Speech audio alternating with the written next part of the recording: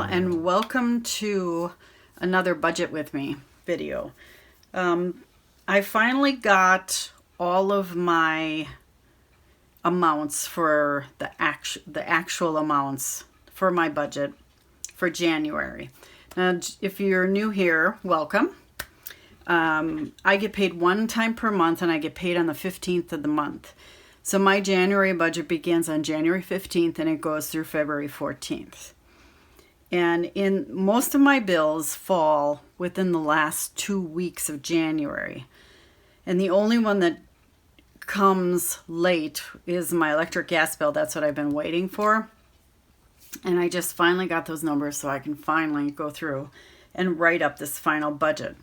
Now I do a rough draft budget, and I use the Budget Moms worksheets for that. So, but this has lots of erasing on it, and I want to make this pretty for you. So let me turn this sideways a little bit, and I'm going to zoom you in.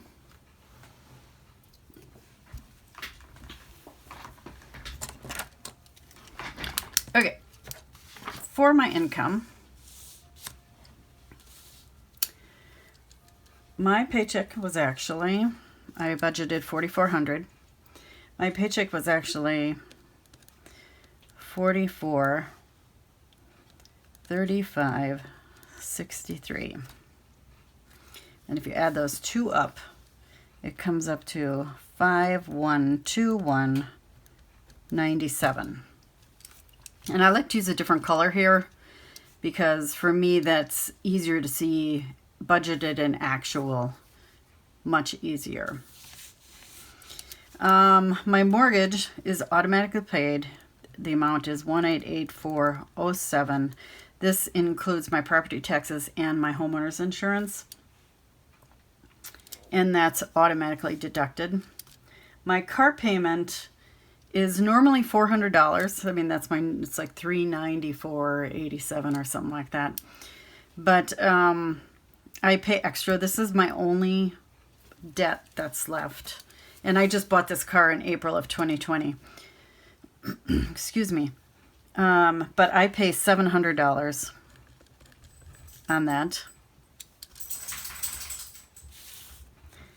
My electric and gas was $220.42, and that is a little higher this year than last year because I'm home a couple days a week now. And I live in Wisconsin. It's cold out. It's cold. My Chase, I had budgeted $600. I ended up, here, let me put the number down first.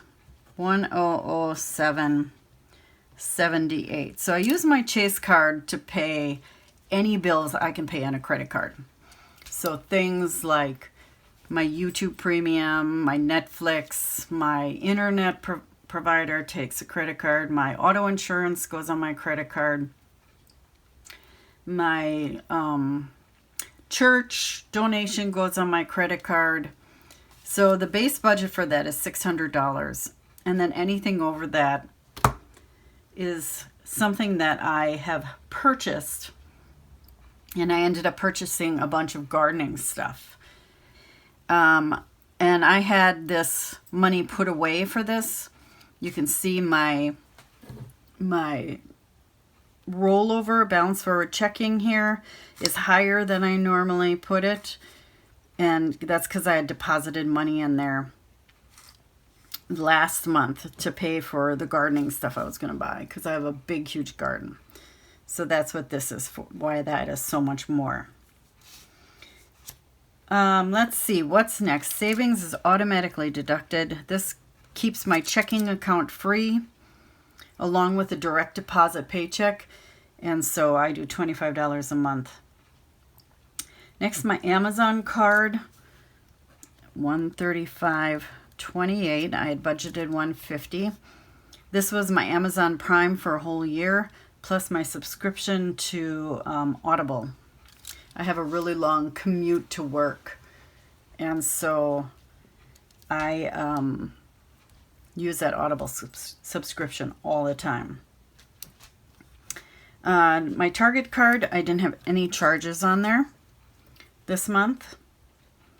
My Discover card, I had $168.59. I use my Discover card for Sam's Club purchases, and before I switched to cash envelopes, which is very new to me, I use it for all grocery purchases. Any food-related items I put on my Discover card. But I found myself mindlessly swiping, so I switched over to cash envelopes. This is the last of it here. My Kohl's charge didn't have anything on it. I do not roll over my cushion balance. I just leave that there. I'll explain that later. And then my cash envelopes are $630. And if you're interested in my cash envelopes, you can click the eye up here in the corner, and I'll put my last cash envelope stuffing video in there.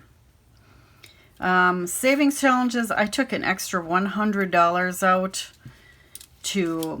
I do the Budget Mom savings challenges along with several others, and I wanted to fund those right away. So I took the extra cash out because I had it. And I put that in the savings challenges.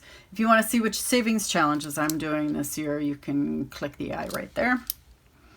And then I'm going to be getting a quarter of a beef in July, so I put a deposit down for that, and that's $50.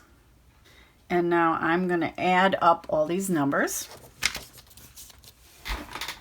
Okay, I'm very old school. I use a standard old calculator because I'm an accountant and it's what I'm used to, and I can do this a heck of a lot faster than I can on my phone. So let's add up all these expenses. Mortgage, car payment, electric, gas,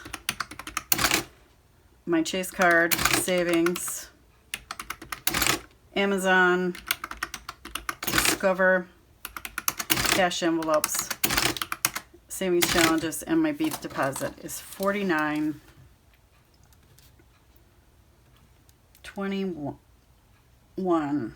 Whoops. This is why we use erasable ink, because my hands sometimes have a mind of their own. 49.21.14.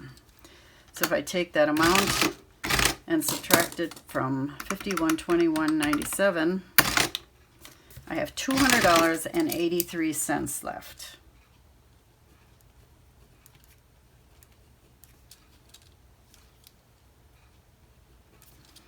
And when I did my rough draft, you can see here, this is what my checking balance should be, $200.83. So everything balances out. I have 51.21.97 income, 49.21.14 in expenses, and that gives me $200.83.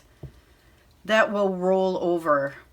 So by the time all my bills clear, this is what my checking balance should be, and that's how I know that my account is balanced.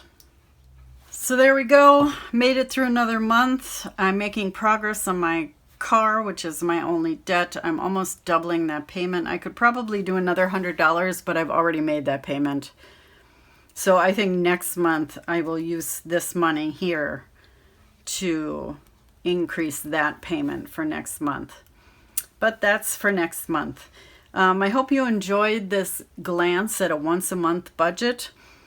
This budget is more of keeping track of my checking account, what the flow of my checking account, you would call it a cash flow.